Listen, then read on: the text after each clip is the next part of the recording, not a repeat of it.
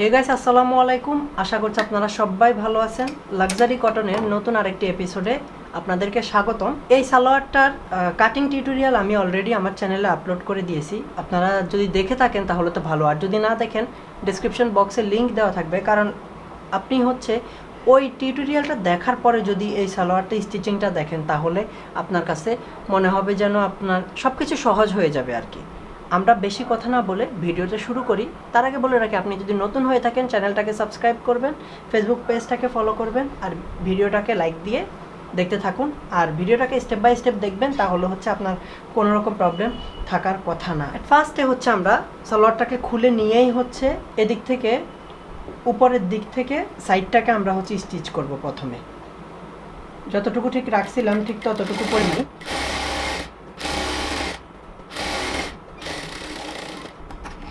Double সেলাই দিয়ে দিব।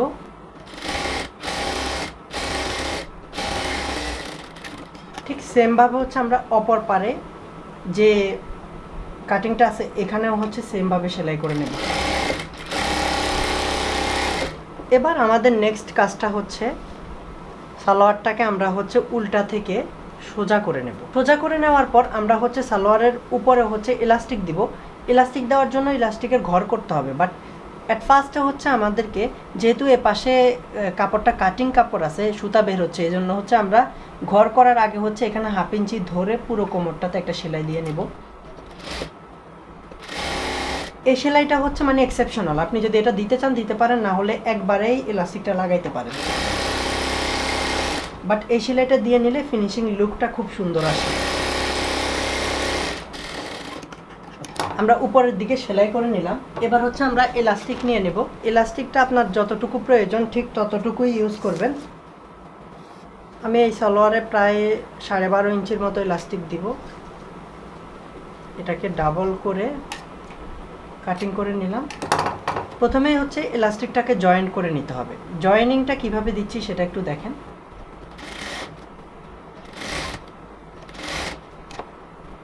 আমি অলওয়েজ ইলাস্টিকটাকে 3টা সেলাই দিয়ে জয়েন করি, যাতে ইলাস্টিকটা খুলে যাওয়ার সম্ভাবনা না থাকে। দেখুন, ইলাস্টিকটাকে ঠিক এভাবে জয়েন করবেন। ইলাস্টিকটা কোনোভাবেই এভাবে করে ধরে এভাবে সেলাই দিয়ে জয়েন করবেন না, তাহলে কোমরের মধ্যে ব্যথা পাওয়া যায় যখন আপনি ইলাস্টিকটা লাগাবেন সালোয়ারটা পরার পরে। এবার আমাদের কাজ ইলাস্টিকটাকে কোমরে ধরে এদিক থেকে একটা ফোল্ডিং করে ইলাস্টিকটাকে ভেতরে রেখে সেলাই করা। বাট ইলাস্টিকটার উপরে সেলাই করব না, ইলাস্টিকটার পাশ দিয়ে সেলাই করব। 2 সুতা একটু এক্সট্রা ফোল্ডিং করে ইলাস্টিকটার পাশ দিয়ে আমরা সেলাই করে আসব পুরোটা কোমর জুড়ে। ইলাস্টিকটাকে ধরে ধরে, অনেকে বলতে পারে যে ইলাস্টিকটা তো পরে লাগাইলেও হয়, আগে বর্ডারটা করে নিলেই হয়। বাট আপনি ফোল্ডিংটা আগে করে নিলে ইলাস্টিকটা পরে করলে ফিনিশিংটা অতটা সুন্দর আসে না। আমরা ইলাস্টিকের পাশ দিয়ে সেলাই করতেছি, ইলাস্টিকের উপরে না।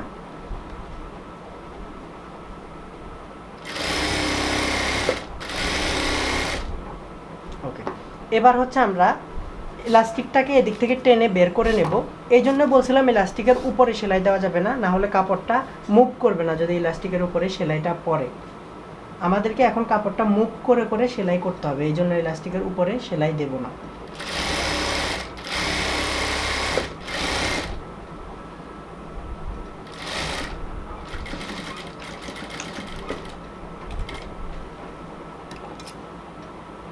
ইলাস্টিকটাকে লাগানোর পরে কমপ্লিটলি চারপাশে সেলাই করার পরে এবার আমরা কাপড়টাকে ডিস্ট্রিবিউট করব পুরো কোমরটার মধ্যে। এই জন্য ইলাস্টিকটা অলওয়েজ যাতে ফ্রি ঘুরে সেটা খেয়াল রাখবেন। কাপড়টাকে একটু ছড়িয়ে নিয়ে এবার আমরা ইলাস্টিকটাকে টেনে টেনে চারদিকে টান দিলেই কাপড়টা চারদিকে ছড়িয়ে পড়বে। এভাবেই বেস্ট ওয়ে, মানে কাপড়টাকে চারদিকে সমান ভাগে ভাগ করার আর কি। এবার দেখুন ইলাস্টিকটার মধ্যে কাপড়টা সমান ভাগে আছে। এবার আমরা এক পাশ থেকে সেলাই করব, বাট ইলাস্টিকের উপরে এবার সেলাই করব যাতে কাপড়টা ফিক্সড থাকে। ইলাস্টিকের ঠিক মিডল বরাবর ধরে সেলাই করব, বাট আমরা অল্প অল্প কাপড় ধরবো, অল্প অল্পভাবে টেনে সেলাই করব। ইলাস্টিকটা যখন আমরা সেলাই করব তখন দুপাশ থেকে টেনে ধরে সেলাই করতে হবে, আর যে জায়গার কাপড় যে জায়গায় আছে সে জায়গায় রেখেই সেলাই করতে হবে।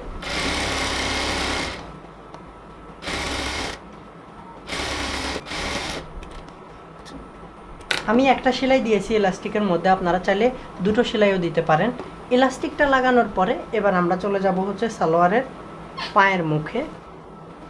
ওই জন্য অ্যাট ফার্স্টে আমরা হচ্ছে যতটুকু কাপড় রাখছিলাম ঠিক ততটুকু কাপড়ই হচ্ছে এখানে ফোল্ডিং করব।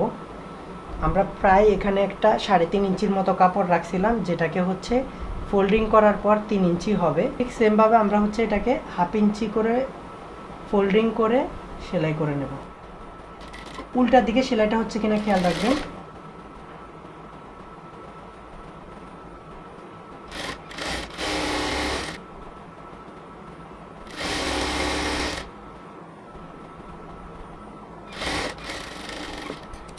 এভাবে কমপ্লিটলি সেলাই করার পর আমরা হচ্ছে নেক্সটে জামা থেকে কাটিং করা এই লেসটা হচ্ছে আমরা এখন সালোয়ারটার মধ্যে বসাবো।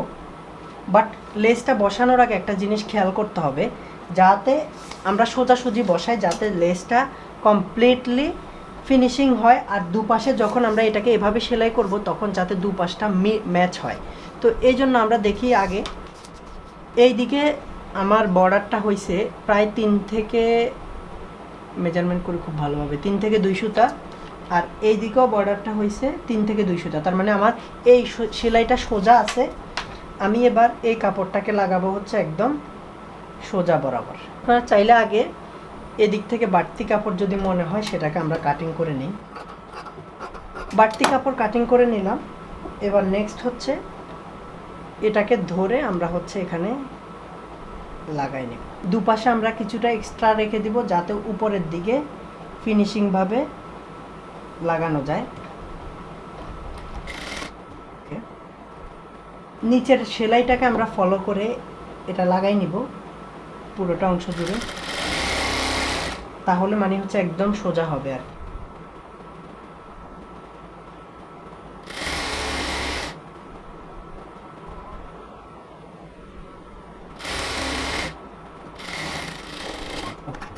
লাগাই নিলাম এক পাশটা।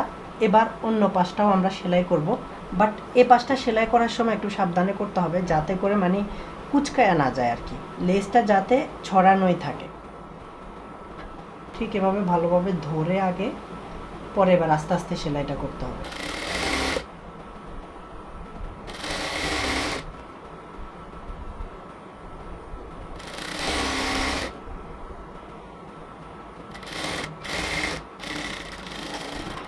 কমপ্লিটলি দুটো পাশে সেলাই শেষ। এবার যদি পাশে এক্সট্রা থাকে এবার কাটিং করে নেব। আর এই পাশেও যদি এক্সট্রা থাকে আমরা এই পাশ থেকেও এটাকে সমান করে নিলাম। এবার দেখুন এটাকে কমপ্লিটলি সুন্দরভাবে আমরা সেলাই করে নিছি। এরপরে ঠিক সেমভাবে অপর আরেকটা পাশেও আমরা সেমটা সেলাই করে নেব আরেকটা পায়ে। আমরা সালোয়ারের দুটো পায়ের মধ্যেই হচ্ছে লেসটা লাগাই নিছি। এবার আমরা হচ্ছে এটাকে উল্টায় নিয়ে সেলাই শুরু করব। মেজারমেন্টটা কেন করতে বলছি সেটা এখন বুঝবেন, কারণ হচ্ছে আমি যখন এই দুই পাশটা সেলাই করব তখন যাতে এই পাশের লেস নিচেরটার সাথে উপরেরটা ম্যাচ খায়, যাতে এটা দুটোটা পাশ সমানভাবে মিশে যায়, তাহলে হচ্ছে সামনে মানে সোজা অংশ থেকে দেখতে ভালো লাগবে এটা। এবার আমি হচ্ছে এখানে কমপ্লিটলি সালোয়ারের মুখটা কত দিব সেই অনুযায়ী সেলাই করব। এখানে আমি মুখটা দিচ্ছি 7 ইঞ্চি। এটাকে লক করে নিলাম। এবার উপরের দিকে ধরে আস্তে আস্তে সেলাই করে আসব। বাট সেলাই করে আসার আগে অবশ্যই খেয়াল রাখতে হবে যাতে লেসটা দোনোটা পাশ সমান থাকে কিনা সেটা। আমি যেহেতু আগে মেজারমেন্ট করে লাগাইছি সমান থাকবে, তাও আপনি মেক শিওর করে নেবেন আর কি আগে সেলাই করার আগে।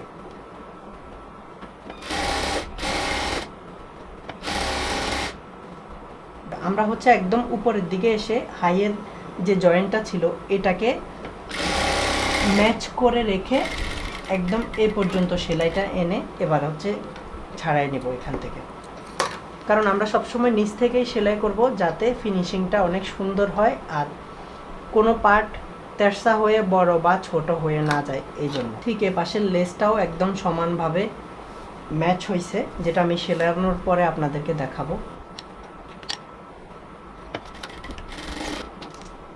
আস্তে আস্তে সেলাই করবেন জিনিসগুলো, তাহলে হচ্ছে মানে আপনার কাজের মধ্যে ডে বাই ডে দেখবেন যে একটা ইমপ্রুভমেন্ট আসতেছে।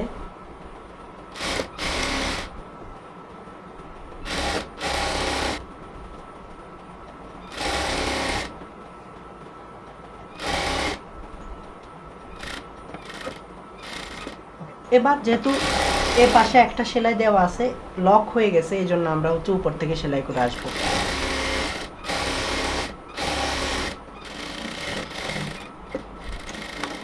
এবার হচ্ছে আবার মিডল পয়েন্ট থেকে আর একটা পাশেও আমরা হচ্ছে ডাবল সেলাই দিয়ে নেব।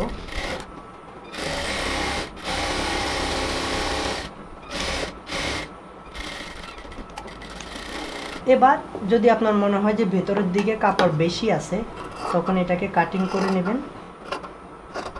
কাটিংয়ের পরে আমরা হচ্ছে ভেতরের দিকে এদিকে হচ্ছে বাড়তি কাপড়টাকে ফোল্ড করে সেলাই করে দেব, যাতে বাহিরের অংশ থেকে এই কাপড়টা দেখা না যায়। সেলাই করার পর আমরা তো কমপ্লিটলি সালোয়ারটা সেলাই করে নিলাম। এবার হচ্ছে এটাকে উল্টিয়ে নেব। উল্টিয়ে নেবার পর এবার দেখুন সালোয়ারের লুকটা কেমন হয়েছে। এই লেসটা বসানোতে সালোয়ারের মধ্যে লুকটাই চেঞ্জ হয়ে গেছে। এটা যখন কেউ পরবে একদম নিচে দিলে লেসটা তেমন একটা সুন্দর লাগে না, যদি উপরে দেন লেসটা অনেক সুন্দর লাগে আর ফুটে ওঠে।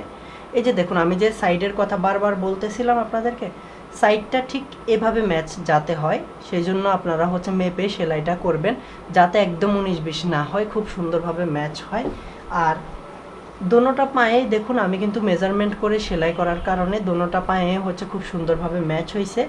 এটা যাতে খুব সুন্দরভাবে ম্যাচ হয় সেটা আপনারা অবশ্যই খেয়াল রাখবেন। আর ভিডিওটা কেমন লাগলো অবশ্যই কমেন্ট সেকশানে লিখে জানাবেন। আপনারা সামনের দিকে কী ধরনের ভিডিও দেখতে চান আমাকে অবশ্যই লিখে জানাবেন। আপনি যদি আমার ভিডিওর প্রত্যেকটা জিনিস স্টেপ বাই স্টেপ ফলো করেন, তাহলে ইলাস্টিকটাও খুব সুন্দরভাবে বসাবেন আর সালোয়ারটাও খুব সুন্দরভাবে কাটিং করতে পারবেন, ফিটিংসটাও খুব সুন্দর হবে।